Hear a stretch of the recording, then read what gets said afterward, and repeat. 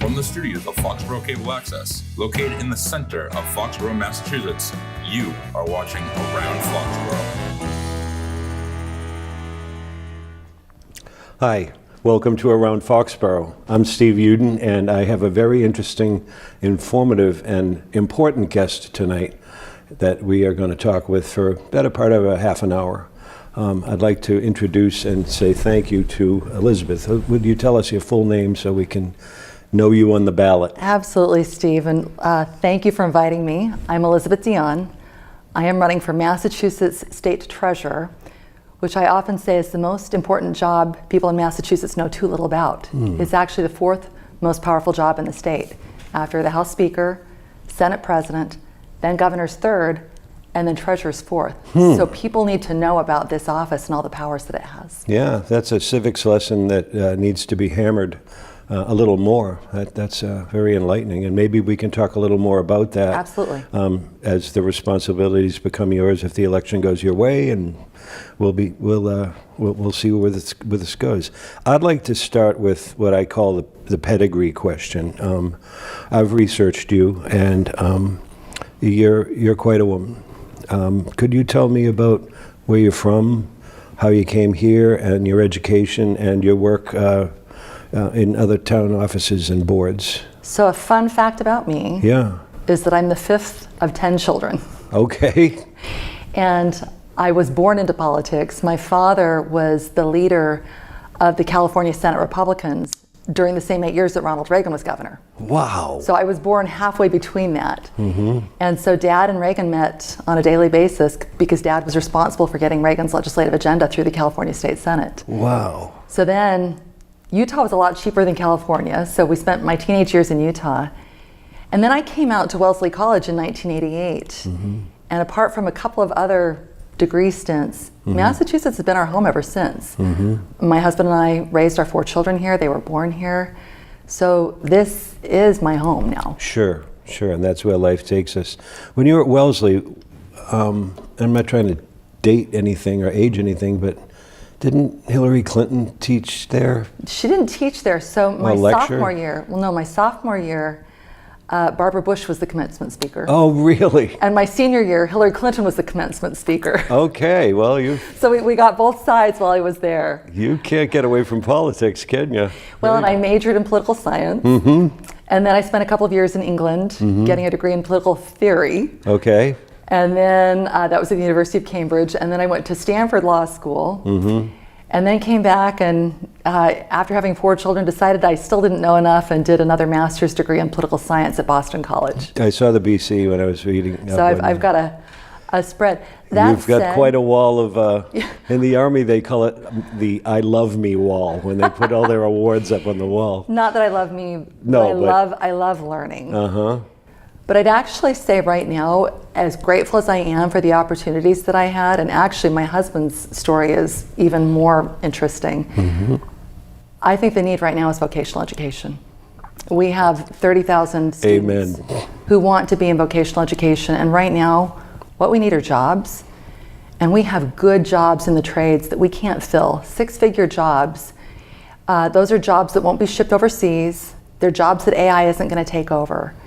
So I am so grateful for the education that I had, but it's not, life changes, we evolve. And really right now, what Massachusetts needs is more vocational education. You hit a string in my heart, because I've been very active on the school committee of our vocational tech school over in Easton, Massachusetts, EASTON, Southeastern Regional Voc Tech. And you had me there. You have me right there. Now, about getting people to know you a little more professionally, you've held quite a few offices and board positions in Belmont, et cetera, right? Could you elaborate on that? Because I want to make sure people understand your qualifications for the office, which I think are strong.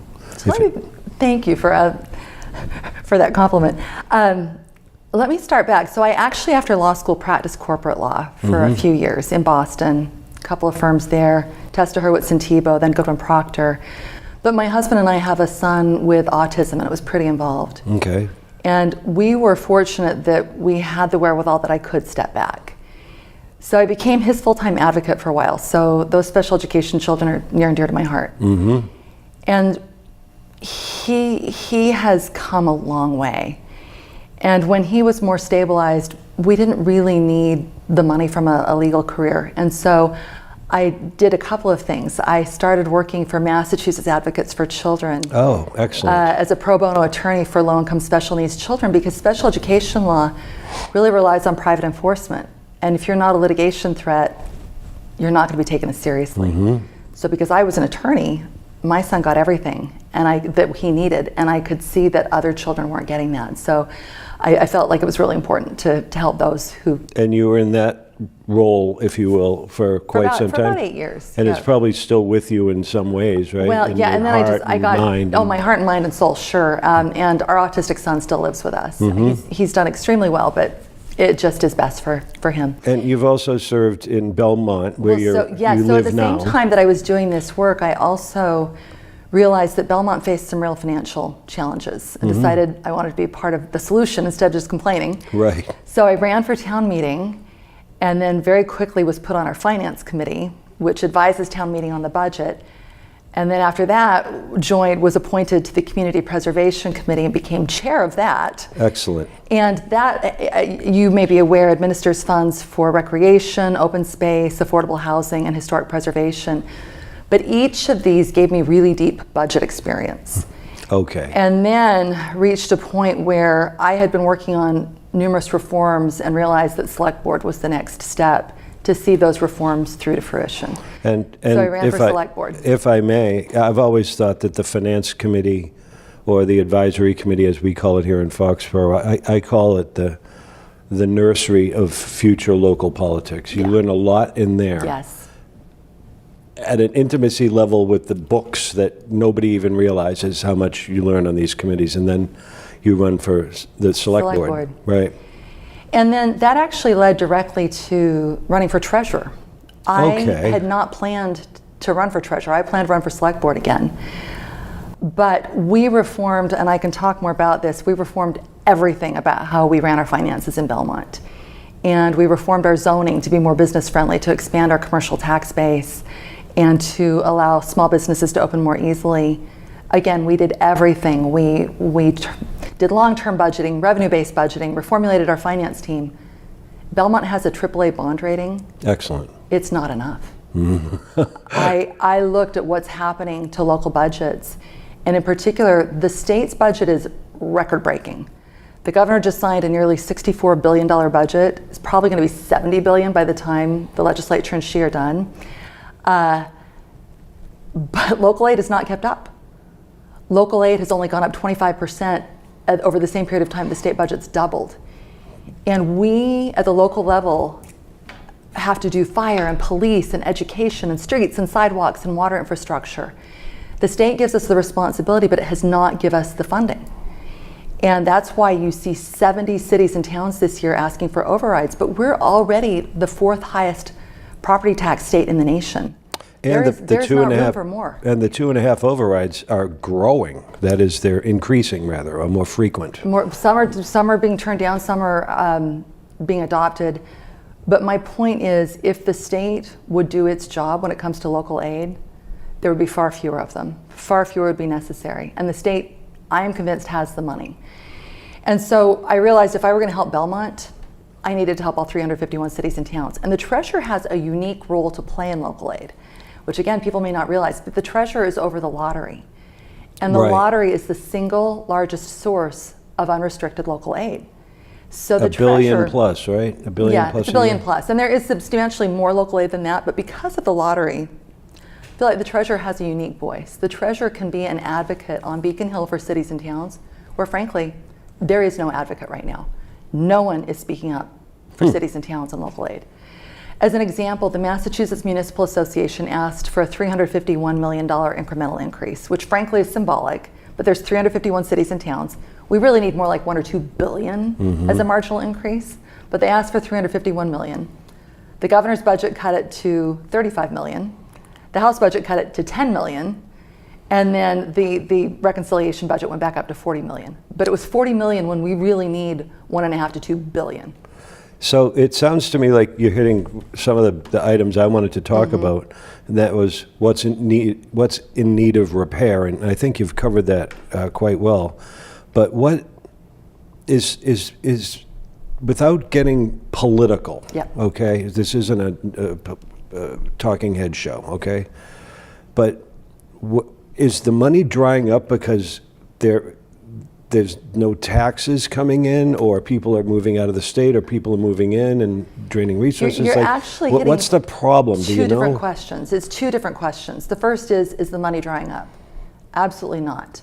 The state budget has been increasing by record amounts ever since Charlie Baker stepped down and Maura Healey became governor. Okay. That's just numbers. That's not me being political. That's just numbers. So there is substantial money at the state level. But in my opinion, the state is doing what some people claim the Air Force does. And what people claim the Air Force does, and I love all veterans, including the Air Force. Sure. But they'll build the clubs and all the bells and whistles and all the fancy toys and then say, oops, we need runways. Give us more money for runways. Okay. So the state is not exercising discipline. And frankly, you've seen the same stories that I have. Every few weeks, it's another story of fraud.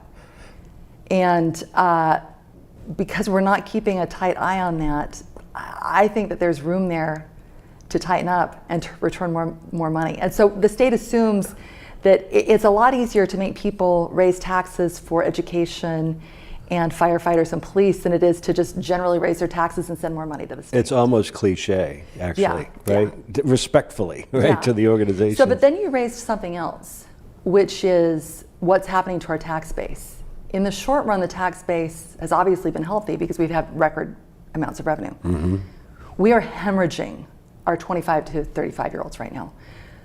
The most important reason that I'm running for state treasurer is because my husband and I, as I said, have 4 adult children who cannot afford to live and raise their children here in Massachusetts, and neither can their friends or classmates. We are losing our future. And as we do that, we are losing our tax base. So the state is setting itself up for a really ugly reckoning if we do not change course very quickly.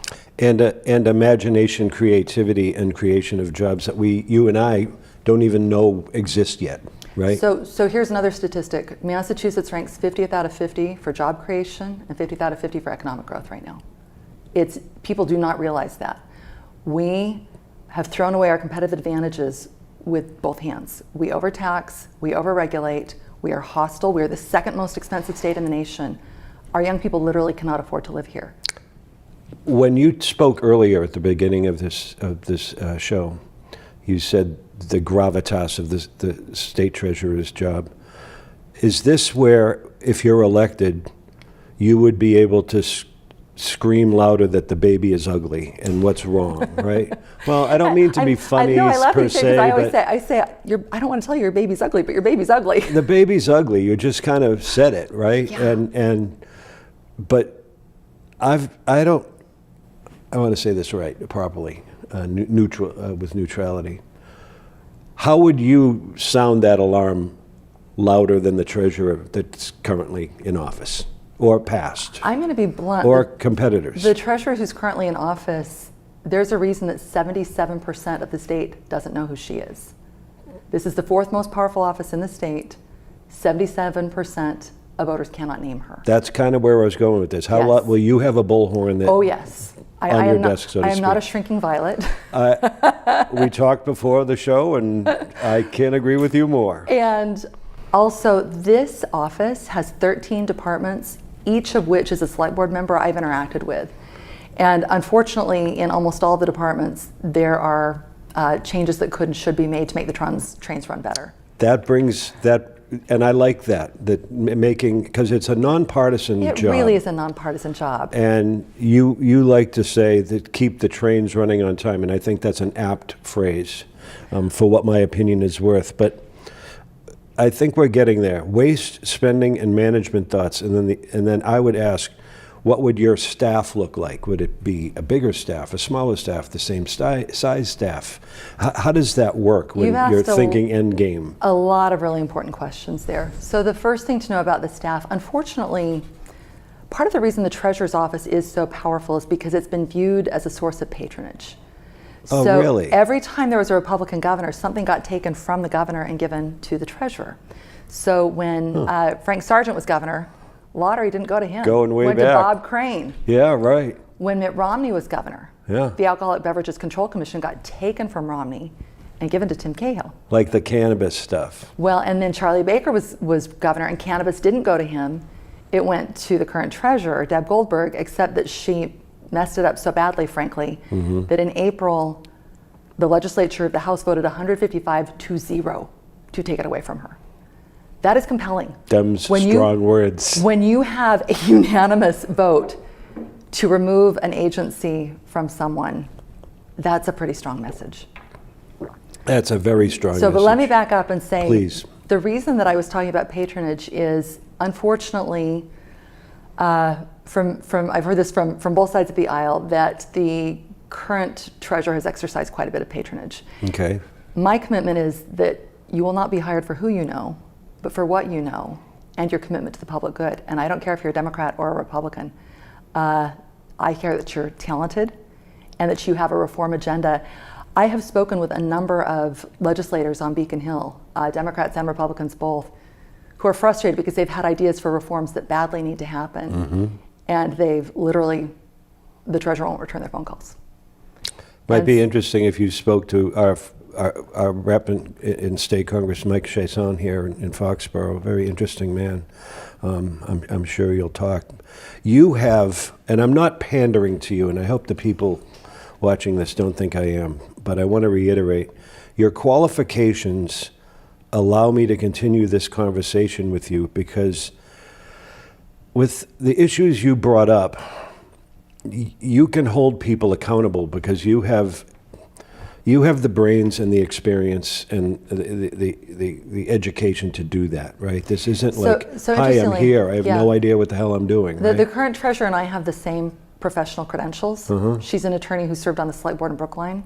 I'm an attorney who served on the select board in Belmont. Two very comparable Roles. neighborhoods and Yeah. roles, yep. I feel that the similarities end there. I'm just going to be blunt. She is the heir to the Stop and Shop fortune, Okay. who spends a chunk of her time in her third home in Palm Beach. One of my many pledges that I'm making to voters is if they hire me, I will continue to live in my one home full-time in the state. I will go to the office in person. She attends by Zoom or telephone. That to me is not appropriate. This is the fourth most powerful office in the state. The voters deserve someone who has sufficient respect for them in the office to show up in person. Also, I have uncovered issue after issue after issue that candidates should be fixed. I don't know if you're familiar with what happened with Shannon O'Brien at the Cannabis Control Commission. Up here, not at the Very, nuts and very bolts briefly. level. So I know that was Shannon- controversial. Shannon is a Democrat. Former treasurer herself was brought in to clean up the Cannabis Control Commission. Within a year, she had identified the problems. And this is all a matter of public record and a matter of court cases and opinions. So I'm not saying anything that's not publicly known. So Shannon went to the treasurer and said, you have major problems. This is how they need to be fixed. And it included firing someone that the treasurer had put in there. Okay. And instead of backing up Shannon O'Brien, who's a reformer, she protected her minion. She then, to get rid of Shannon, falsely accused her of racism. Shannon spent $1 million of her money. Treasurer Deb Goldberg spent $1 million of taxpayer money to fight this for 2 years. At the end of 2 years, the judge said the charge of racism was built on a house of cards and reinstated Shannon O'Brien with back pay. But we lost 2 years of reform. 2 more years that the Cannabis Control Commission was in chaos. Speaker Ron Mariano called it a train wreck. The state inspector general said it needed to go into receivership. The auditor issued a scathing report. So it was all chaos while they had this personal political vendetta going on. Okay. So someone who I admire deeply, Shannon O'Brien. She was a very capable treasurer. And again, this is not partisan. She's a Democrat, I'm a Republican, doesn't matter. If someone like Shannon O'Brien would come work for me, I would say thank you, and I have your back. So the role of a leader, there's 13 departments. I'm not running all 13 departments. I had 3 jobs. My first job is to pick really qualified people to run each of those departments. Which I've led into here as a manager. My second leader. job is to give them political cover, to set the tone and say, this is what I need you to do. I will be the interface with the legislature and the governor so that you can do your job. I will take the arrows. I will protect you so you can do your jobs. the third thing, the only way that you can know what's going on in every department is to have a completely open door to your frontline workers who have the best on-the-ground information. So you know... They need to know that they can come talk to me at any time, they will not be punished for what they say, and that I will honor confidentiality. So what your staff would look like would be, if you will, best and brightest and capable according to your standards. Now, unfortunately, I only have about 5 minutes or so left. Okay. What do you want to talk about? Well, I like... and I can always come back. Well, yes, and I'm sure that can be done. Before we go to final words, where I'll talk about where to be for Election Day and those sorts of things, would you like to talk to us about you again, about what you, other than the autism work you've volunteered for? Do you like to travel with your family, or I do. Do you like to volunteer for the Cub Scouts, or like, or you know, other organizations? So something fun that people might not know about me. Maybe church, I don't know. Yeah, church. I was going to say, I am a volunteer organist and choir director for my church. No kidding. One of my favorite people is our agonist, as we called her at church, Ingrid Gutberg. So my mother made sure that all 10 of us sing and play an instrument. My youngest sister is a very well-known opera singer. Really? I have a brother who sang with the Tabernacle Choir on Temple Square. So yeah, so that is a fun fact that people don't know about me, is I love music, I love to play the piano, and I love to sing. And we were having fun singing at Rodgers and Hammerstein while we were doing the sound check, you and I, yeah. Well, you can't do a Zoom meeting at an organ, the king of instruments, right? No, you're right there. And I like that you've been transparent, if you will. I hate that overused term, but that you're going to stay in Belmont and not be a vapor leader, you know, like not only that, I've pledged. People go to my website. And stuff, right? I have made a series of pledges. Each of them is a response to things that I think are inappropriate or going wrong. Where can we go? And we'll put them on an editing of the show at the bottom of the screen. Where do you want to say verbally people should go to learn more about you Go to in my this political Go to my arena? website, votedionne.com. So that's votedionne.com. And I think the most important thing for them to look at on that website are the pledges that I've made, the promises that I am making to the voters. And one of those promises is that my travel schedule will be public. People deserve to know if I'm not in the state and why. Right, and then you're not in the grill with a coconut and a straw. Yeah, I'm not in Palm Beach. Right. Wouldn't be anyway. My husband and I, Massachusetts has been so good to us and we've done well, but I haven't forgotten where I came from, and he's the third son of a single mom who grew up on a farm. Hey, and we remember. If you can get a cottage on Lake Winnipesaukee, then God bless you, right? Exactly, Everybody and has I have different no things, envy, Right. no envy, but I do think that there are certain commitments you make when you run for public office. It's a privilege and it's power, and part of that is giving up some of your privacy. We're getting real close to sunset on this show. Tell us about Election Day, your feelings on voter enthusiasm, and where and how to vote for you for treasurer.